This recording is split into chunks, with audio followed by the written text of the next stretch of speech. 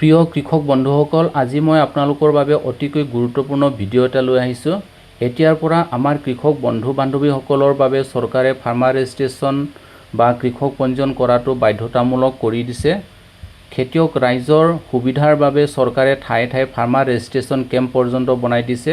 গতিকে কৃষক বন্ধু বান্ধৱীসকলে ফাৰ্মাৰ ৰেজিষ্ট্ৰেশ্যন কেম্পত গৈ বা ওচৰতে থকা CSCত গৈ বা কৃষি বিভাগৰ বিষয়া কৰ্মচাৰীৰ লগত যোগাযোগ কৰি লৈ নিজৰ কৃষক পঞ্জীয়নৰ কামখিনি কৰি ল'ব পৰা যায়। কৃষক পঞ্জীয়ন কৰিবলৈ নিজৰ নামত থকা মাটি, আধাৰ আৰু আধাৰ লগত সংযোগ থকা মোবাইল নম্বৰৰ প্ৰয়োজন হয়। কৃষক পঞ্জীয়ন বা ফাৰ্মাৰ ৰেজিষ্ট্ৰেশ্যন কৰিলে ফাৰ্মাৰ ID নম্বৰ পোৱা যায়।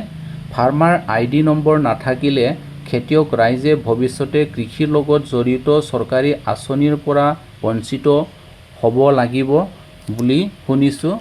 গতিকে আমাৰ কৃষক ৰাইজে নিজৰ কৃষক পঞ্জীয়নৰ কামখিনি সোনকালে কৰি লৈ নিশ্চিন্ত হৈ থকাটোৱে বাঞ্ছনীয়। ধন্যবাদ।